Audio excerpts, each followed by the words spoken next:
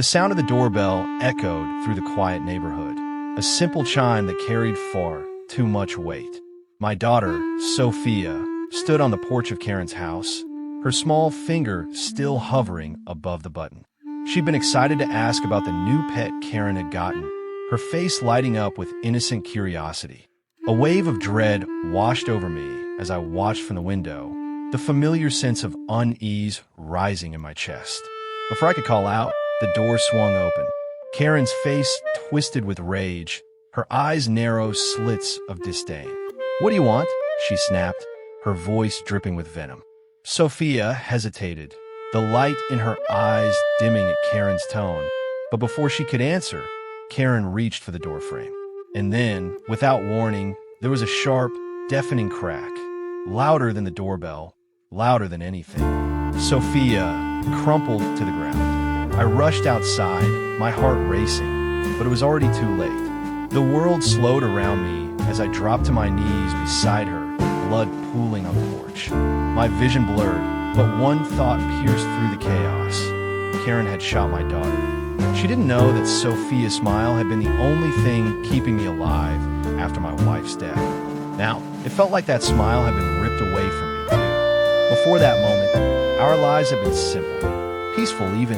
Sophia and I had settled into a rhythm after my wife's passing, finding comfort in our quiet, suburban existence.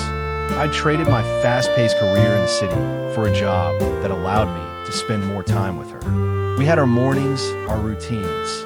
I would make breakfast, her favorite pancakes, golden and soft, while she sat at the kitchen counter, her eyes bright as she'd tell me stories about school, her friends, and the small wonders she encountered each day. Our home was modest but filled with warmth. It had once been my wife's and mine, and after her death, it became our sanctuary. We lived in a neighborhood that, for the most part, was calm and uneventful. Neighbors greeted each other in passing. The days passed without incident, and I'd grown accustomed to this quiet. Karen, the HOA president, had always rubbed me the wrong way, but she was just another one of those domineering figures who seemed to thrive in her position of control. Every neighborhood has one, I suppose. The woman who thinks she can dictate how everyone else should live. She made it clear from the start that I wasn't on her list of favorites. I didn't mind, though. We kept to ourselves, and I thought, as long as we didn't cross paths, we'd be fine. But that morning, as I prepared to take Sophia to her doctor's appointment, I had no idea that everything was about to shatter. The normalcy we'd built together was about to vanish in a split second, leaving me with only a silent promise to make things right. The world, for a moment, had been still, but now chaos was coming. Sophia was always curious, always excited to explore the world around her, and it was one of the things I loved most about her. But today, that same curiosity would lead her to a place where she'd never come back from, at least not without a scar that would last forever. It had been a quiet afternoon, warm with the kind of sunlight that fills the air with the scent of freshly cut grass. The kind of day that made you feel like everything was right in the world. I had just gotten off the phone with the doctor, confirming Sophia's checkup for later in the week. She was on the porch, staring at neighbor's new puppy, a soft golden retriever that had recently been brought into the house next door. She had been eyeing it for days, her fascination with animals never waning. That's when she saw Karen standing on her front porch, a frown etched deeply on her face as she watered the plants. Karen had always been a fixture of authority in the neighborhood. Everything about her screamed control. That's probably why, in her mind, Sophia was nothing more than an inconvenience. Sophia, with the innocence of any 9-year-old, did what she often did when she had questions. She approached the person who might know the answer. She walked up the driveway, the excitement in her step, ready to ask about the dog. I was watching from inside, smiling as I saw her approach. Then it happened. Sophia rang the doorbell, just as she had done so many times with neighbors, wanting to ask about the dog. Karen opened the door almost immediately, her lips curling into a scowl. "What is it, girl?" she snapped, voice sharp. Sophia paused, taken aback by the hostility. "I just wanted to ask about your dog." "Can I?" Before Sophia could finish her sentence, Karen's expression hardened even further. She glared at Sophia with a look of pure disdain, then something in her snapped. Without warning, she reached for something behind her door and, in a flash, pulled out a gun. I saw everything through the window. My heart stopped as Karen raised it, her hand trembling slightly. "Get away from my house," she screamed. The crack of the gunshot echoed through the quiet neighborhood like thunder, and time froze. I didn't even process the sound at first. It was too loud, too sudden. Then I saw Sophia drop to the ground, her small body crumpling like a rag doll. Blood splattered across the porch, her once bright face now pale, a pool of red spreading under her. My feet moved before my mind could catch up. I rushed to the door, screaming her name, but the world felt distant. It felt like I was trapped behind glass. I reached her side, shaking her, my voice breaking as I called her name again, but she didn't respond. And then Karen's voice, shaky but still filled with that same twisted authority, rang out from the doorway. "She shouldn't have been on my property," she yelled, her hands still clutching the gun. I warned them all. This is how things work around here. My blood boiled, but I stayed still, even as the urge to lunge at her consumed me. I didn't know what to say, how to act, because I was paralyzed with disbelief. How could this woman, this monster, do this? To my daughter? My daughter, the one who had done nothing wrong but ring a doorbell to ask a simple question. And now, she was lying on the ground, the life draining out of her. In that moment, everything inside me went still. The shock, the horror, the suffocating panic, all of it seemed to recede into the background. I only had one focus now, Sophia. I kneeled beside her, my hands trembling as I pressed them against the wound on her head, trying to stop the bleeding. But the blood kept coming, warm and thick. My mind screamed at me to act, but my body moved with a strange detachment, like I was watching myself from a distance. Karen's voice was still ringing in the air, but I ignored it. She was just noise now. Her justification for the violence meant nothing. I looked into Sophia's wide, frightened eyes, her breath coming in shallow gasps, and I felt the weight of the world pressing down on me. For a moment, I was paralyzed, my heart racing, my thoughts scattered. But then, something deep within me clicked. I couldn't panic. Not now. Not with Sophia's life hanging by a thread. I knew what I had to do. I could feel the pull of anger deep in my chest, but I held it back. The rage I felt was like a burning fire, but I couldn't let it consume me. If I did, I wouldn't be able to save her. I needed to stay focused. I needed to get Sophia to the hospital. I needed to call the police to report what had happened, but I couldn't do any of that until I was sure she was stable. With calm precision, I checked Sophia's breathing, her pulse, her vitals, everything I had learned from medical training long ago. Her pulse was weak, erratic. The breath, shallow but steady enough for now. I lifted her carefully, my mind on autopilot, as I walked her to the car, still carrying that quiet fury inside. The world felt as if it had narrowed down to just this moment. I knew I had to get her help. Everything else could wait. I didn't hear Karen anymore. I didn't hear the murmurs of neighbors who had begun to gather, the shocked faces behind their windows, or the distant wail of sirens coming from miles away. It was all distant, far away, because right now, nothing existed but me and Sophia. I got her into the car, the seatbelt hastily thrown across her fragile body. My hands gripped the steering wheel, knuckles white with the tension of the moment. I could feel my heart pounding in my chest, but it was nothing compared to the thudding sound in my ears as I raced toward the hospital. Sophia's life was slipping away, and the only thing I could think of was getting her the care she needed, getting her to safety. But I couldn't forget what had happened. The fire of revenge was already starting to burn inside me, slow and steady. Karen had crossed a line that could never be uncrossed. She had taken something from me, from us. And the thing about crossing a line is that you don't get to just walk away from the consequences. I'll make sure of that. The hospital was a blur of flashing lights, sterile hallways, and people rushing around with purpose. I barely registered the moment I ran through the sliding doors, Sophia still in my arms, as the world spun out of control. The nurses and doctors took over immediately, pushing me aside to stabilize her, to save her. But I didn't move. I stood there, frozen, my eyes never leaving her. I could hear them shouting medical terms I didn't fully understand, words that made my stomach twist. The only thing I could focus on was the faint pulse I felt, the shallow breath she took every few seconds. It wasn't enough. It felt like hours, but only a few minutes passed before they wheeled her into surgery. The doctor, a woman whose face was so tired, almost didn't look at me. "She's in critical condition," she said, her voice cold and detached. "We'll do what we can, but we need to act fast.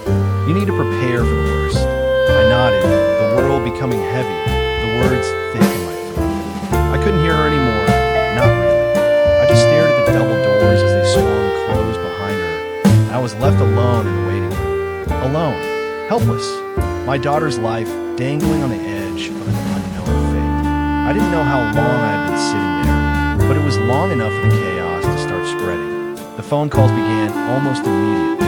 The police, the neighbors, everyone had questions, but I didn't want to answer them. I couldn't. How could I explain this? How could I put into words what had happened? What do you say when your daughter is shot in the head by a neighbor, an HOA Karen, and nothing makes sense anymore? I picked up the phone once, then put it down. I want to scream, to break down, to let the tears flow, but I couldn't. Not yet. Not while Sophia was fighting for her life in an operating room. I didn't notice it at first, but the room around me was beginning to fill with people. Not family. No, there was no one left to fill that role. My wife was gone, and Sophia was fighting to survive. But the neighbors were there. People I barely knew, people who lived just a few doors down. Mrs. Carter, from across the street, was the first to approach me, her face pale, her eyes wide with worry. "I heard what happened," she said, her voice trembling. "Is she okay?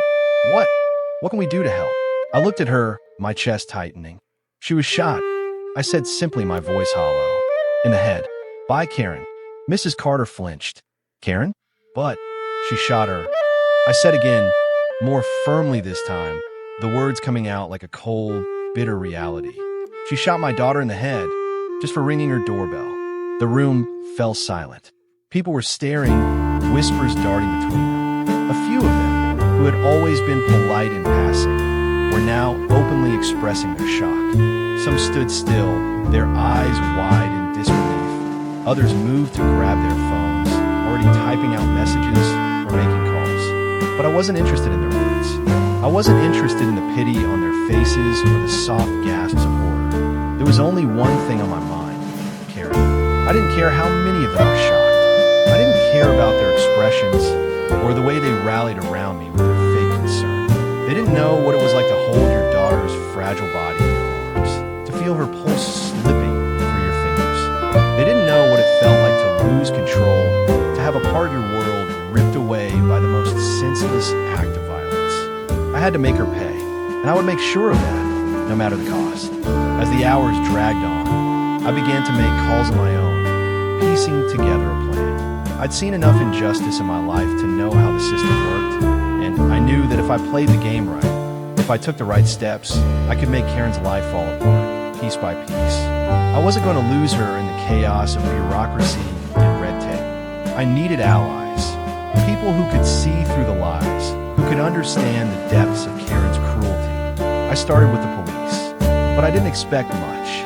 The investigation would be slow, the system would drag its feet, and Karen would use every ounce of her influence to fight back. But I was done waiting. I wasn't going to let Sophia become another statistic, another broken system victim. I would take matters into my own hands. And as I sat there, waiting for news of Sophia's condition, the seed of a plan began to grow, cold and precise. No one would take my daughter from me, not without facing the consequences, not without the world knowing what kind of monster Karen really was. I will make sure of it. I spent the next few days in a hospital waiting room, my mind a constant storm of thoughts. Sophia's condition remained critical. The doctors were doing everything they could, but no one could promise me anything. I found myself pacing the sterile halls, caught in a limbo between hope and despair. But something inside me was shifting. The old, rational part of me, the part that spent years negotiating, building, and solving problems in my previous life, began to stir. I couldn't let this go. I couldn't just sit back and watch Karen get away with this. There was power in the system, yes, but there was also power outside. Power that didn't rely on politics, committees, or slow-moving investigations. My years of working as a lawyer had given me a thorough understanding of how to navigate the complex and often corrupt landscape of law. I had connections, too, people who owed me favors and understood the importance of acting quickly when justice needed to be served. I had always kept that part of me buried. It had seemed unnecessary, a relic of a life I no longer needed. But now I could feel its pulse beating in the back of my mind. It was time to use it. I reached out to Marcus, an old colleague from my law days. He had always been someone I trusted, a man who had worked on high-profile cases with me before I left the profession. He was meticulous, smart, and, more importantly, ruthless when it came to pursuing justice. After a brief conversation, Marcus agreed to help me. "I'll pull some strings," he said, his voice steady, filled with purpose. "We'll get this moving faster than the system wants us to." It wasn't much, but it was enough. Marcus started pulling together information, anything we could use against Karen. I knew the police would take time, and the investigation could easily be delayed by her influence on the local authorities. I needed more than their slow-moving process. I needed evidence, witnesses, anything that could break the wall of protection she had built around herself. Over the next few days, Marcus brought me everything we needed.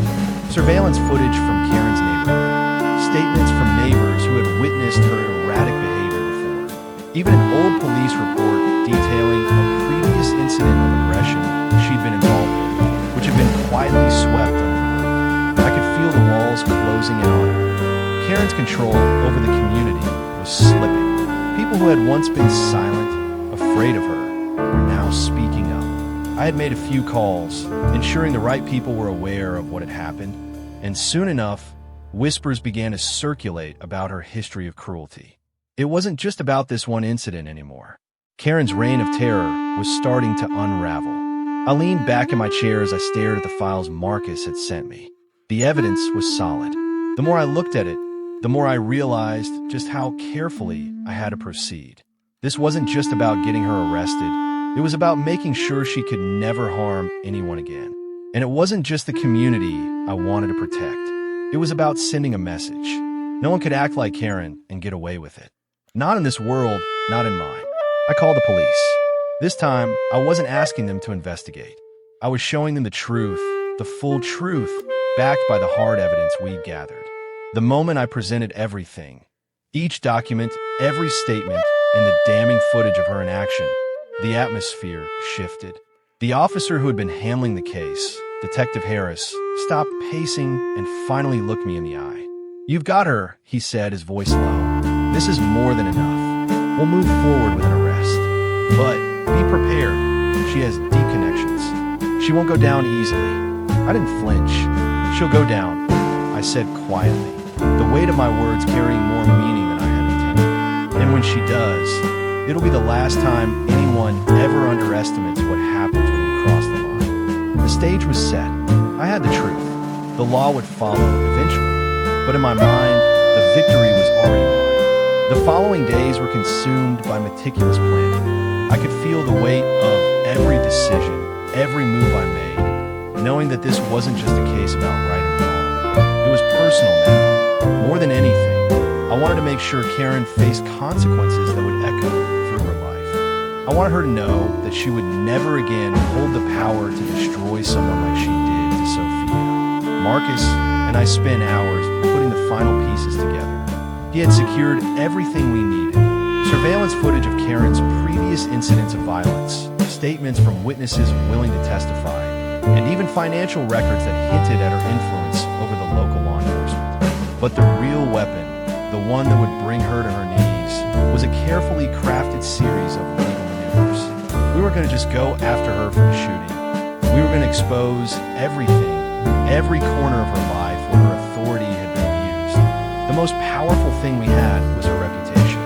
The HOA board, the people who lived in her neighborhood, they all feared her. She had used her position to control to manipulate everyone who crossed her path. That fear was her shield, and now it would be her downfall. We had to hit her where it hurt. I contacted a few key people from the HOA board, those who had been too afraid to speak up before, but had been quietly documenting her behavior in secret. They were willing to cooperate now, sharing their accounts of Karen's abusive tactics.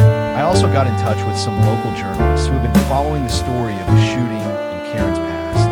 Their support would turn the tide of public opinion in our favor. The media would put pressure on the authorities to act swiftly. The plan wasn't just about getting her arrested. It was about dismantling her life, piece by piece. We would expose her corruption, her lies, and her crimes. She wouldn't just face the legal system.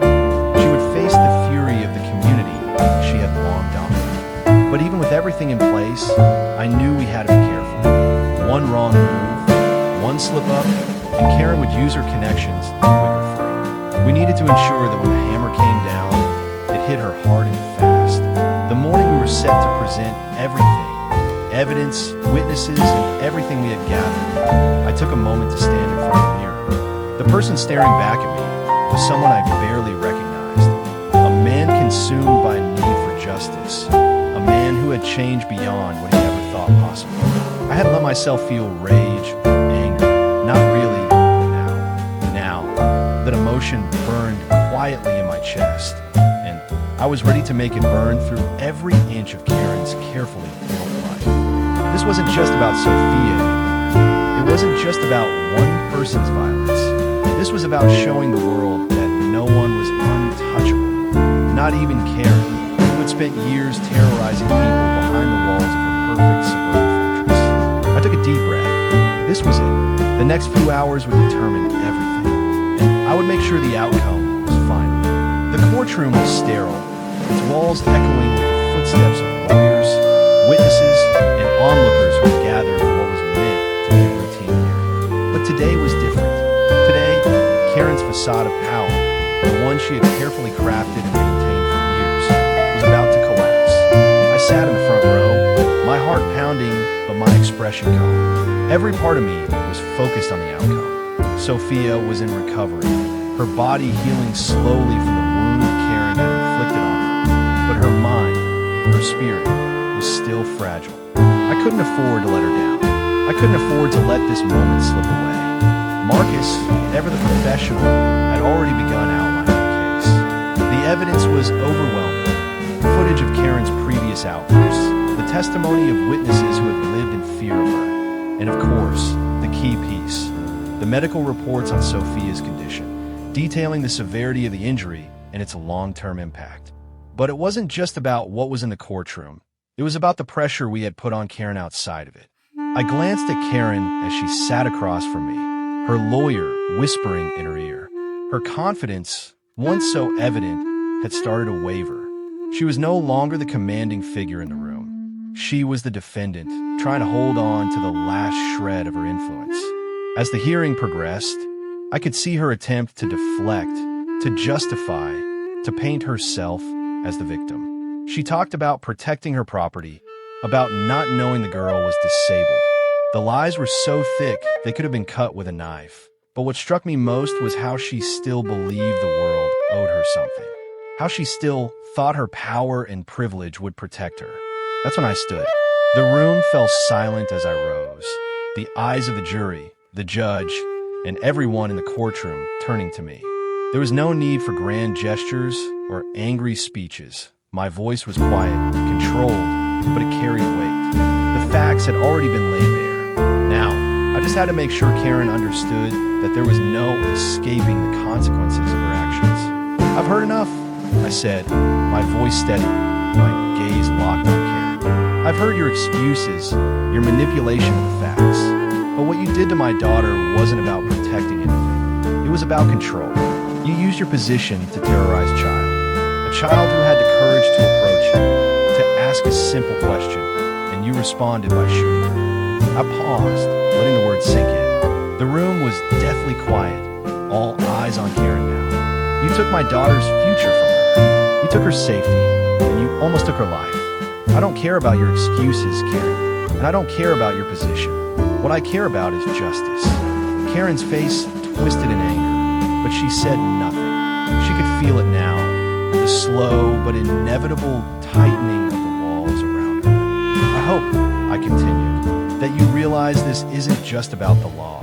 It's about the people you hurt, the ones you thought you could control. But no one is untouchable, not even you.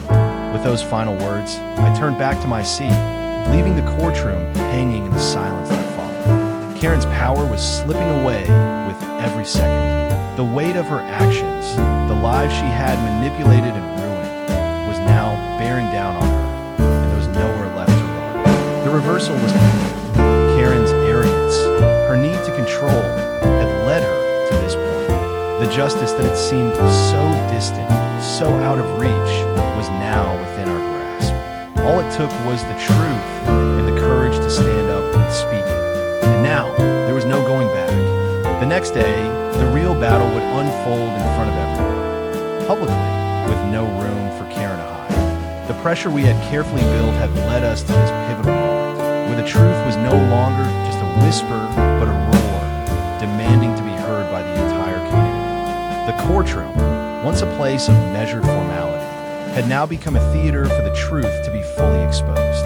The moment the doors opened, the room seemed to take a collective breath, as if it, too, was ready to witness the fall of Karen's carefully crafted kingdom. This wasn't just a courtroom anymore. It was a stage, and everyone in the audience had a front row seat to the unraveling of her life. I stood by, waiting for the judge to call the session to order. Karen sat across from me, her face drawn, the cocky defiance of earlier days gone. Now, she looked like someone who had just realized that her walls of protection had crumbled, and there was no longer a way out. She shifted in her seat, eyeing the rows of reporters who had arrived to cover the case, their cameras ready. Her gaze flickered nervously to the side where the family members and neighbors sat, those who had witnessed her cruelty and were now ready to speak. I watched her closely, absorbing the sight of her discomfort. She had once ruled this town with an iron fist, controlling the HOA with threats and intimidation. Now, her empire was falling apart, and there was no one left to defend her. The prosecutor stood up first, laying out the case against Karen, presenting the evidence we had gathered, and painting a picture of her tyrannical rule over the neighborhood. Each statement, each piece of evidence, was like a slow-moving avalanche, relentlessly pulling Karen's power out from under her. But it was when the witnesses began to speak that the truth truly began to settle. Mrs. Carter, the quiet neighbor who had been one of the first to step forward, took the stand. I've lived next to Karen for years, she began, her voice steady but firm. I've seen her act out, threaten others, harass people for the smallest of infractions. I've been afraid of her for a long time, but when I saw what she did to Sophia, Mrs. Carter paused, taking a steadying breath. I knew I couldn't stay silent anymore. She spoke of the times Karen had bullied her, manipulated neighbors, and pushed her own agenda through the HOA. She talked about the way Karen had always seen herself as untouchable, the queen of her little world, never having to answer for her actions. Each word was like a dagger to Karen's reputation, and I could see her trying to keep her composure, but the cracks were widening. The audience was no longer on her side. The people who once feared her were now turning their gaze toward her with contempt. One by one, more witnesses took the stand. Neighbors who had kept their heads down for too long, finally finding the courage to speak out. They shared their experiences, their fear of Karen's dominance, the way she used the HOA as a weapon. Their words painted a clear picture. Karen wasn't just a bad neighbor. She was a predator, hiding behind rules and intimidation, using her power to manipulate and destroy lives. When it was finally time for me to speak, I stood and walked to the front, feeling the weight of every eye in the room on me. I took a deep breath, steadying myself. This wasn't about vengeance. This wasn't about the rage that had built up in me since the moment Karen shot Sophia. This was about justice, about showing everyone that the rules didn't just apply to the powerless, but to the powerful too. I didn't need to shout. I didn't need to make accusations. My voice was calm, controlled, like a judge pronouncing the final verdict in a case that had been long overdue. I've spent my entire life protecting my family. I began, my eyes never leaving But what she did to my daughter, what she did to my family, is something that no parent should ever have to endure. She didn't just break the law, she broke our trust. She shattered the safety of this community. I paused for a moment, letting the weight of my words sink in. You can't hide behind power forever. No one is untouchable, not even you, Karen. Not after what you did. As I finished, I turned to the judge. The room was silent, the audience hanging on every word. The final pieces of Karen's control had slipped away, and the walls around her were closing in. For the first time since the shooting, I felt something I hadn't allowed myself to feel. Hope that justice, however long it took, was finally within reach. And Karen? She was no longer in control of the narrative.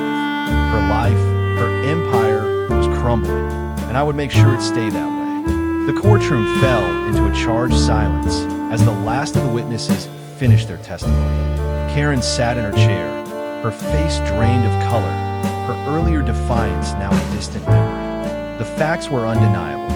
Her reign of terror had been laid bare, and there was nowhere for her to hide. Every corner of her life was under scrutiny, from her actions as HOA president to the way she had manipulated and terrorized the very people who had once feared her. The judge stood to deliver his verdict, and the room held their breath. I glanced at Karen one last time, her eyes darting around the courtroom, no longer filled with confidence, but with the unmistakable sign of panic. She knew, as well as I did, that this was it. The walls had come down, and there was nothing she could do to stop what was coming. The judge's voice was steady as he read through the charges and the evidence. Karen Middleton, you have been found guilty of multiple counts of aggravated assault, including the unprovoked shooting of an innocent child. Your actions have not only broken the law, but they have also shattered the trust of this community. For that, you will face the full extent of the law. There it was. The hammer fell. The relief that washed over me was overwhelming, but it was bittersweet. I looked over at Sophia's empty seat, imagining her sitting there, her bright eyes full of questions, and I knew this was far from over. The pain, the trauma, those would take years to heal. But today we had taken the first step toward restoring some sense of justice, a justice that had been long denied. Karen was escorted from the courtroom in handcuffs, her shoulders slumped, her head low. She had lost everything, her power, her reputation, and most of all, the illusion that she could control the lives of those around her with no consequences. As she was led away, I stood tall, my heart heavy but resolute. The fight was far from over. Sophia's recovery was only just beginning, and there was still so much to be done. But today, I had seen Karen's empire crumble. She had built her life on fear and manipulation. But in the end, it was her own fear and arrogance that brought her down. The community had rallied around us, and I felt a strange sense of gratitude for the people who had stepped forward when it mattered most. They, too, had been victims of Karen's control, and now they stood beside us, ready to rebuild the broken parts of this neighborhood. There was a sense of solidarity now, an unspoken bond formed in the face of tragedy. As I walked out of the courthouse, my phone buzzed in my pocket. It was a message from Marcus. It's over. You've won. Karen's finished. I smiled for the first time in what felt like forever. But I wasn't smiling for Karen's defeat. I was smiling because, despite everything that happened, Sophia was still with me. She was still alive, and that was all that mattered. Later that night, after the final paperwork was filed, I returned home to a quiet, empty house. The silence was suffocating, but it wasn't a silence of defeat. It was a silence of a hard-earned victory. I sat at the kitchen table, the same table where Sophia and I had shared so many memories, and I allowed myself a moment to breathe. Tomorrow, I would take her to the park. Tomorrow, we would start the long process of healing. But tonight, I could rest easy knowing that justice had been served. The fire of revenge had burned cold and calculated, and it had brought justice, not only for Sophia, but for every person who had been silenced by Karen's cruelty. In the end, it wasn't about the vengeance. It was about restoring balance, ensuring that the scales tipped back in favor of those who had been wronged. As I looked out the window, the sun setting over the horizon, I felt a quiet sense of peace. The storm had passed, and now it was time to rebuild. The days after the trial passed slowly, but the weight of the decision had settled into the fabric of our lives. Sophia's recovery was long, and it was painful, but it was also filled with small victories, moments when she would smile, when she would laugh, when she would speak without fear.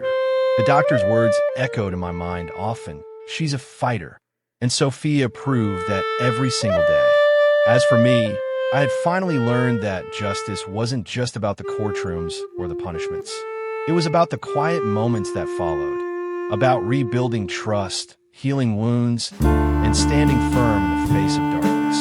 Karen had taken something from us, yes, but in the process, she had shown us the strength we had all along. The community, too, had found its voice again. What had once been a place of fear and silence had become a sanctuary of support and understanding. We had fought for our peace, and now it was ours. I looked at Sophia one evening as she played in the yard, her face glowing with the pure, unfiltered joy that only a child can have. I smiled, knowing that no matter what happened in the future, no one could ever take that from us again. What would you have done if someone threatened your child's future? How far would you go to protect the ones you love? Share your thoughts below. And remember, when justice feels out of reach, it's the quiet, calculated strength of those who seek the truth that makes it possible. Subscribe for more stories of true justice and the power of standing up for what's right.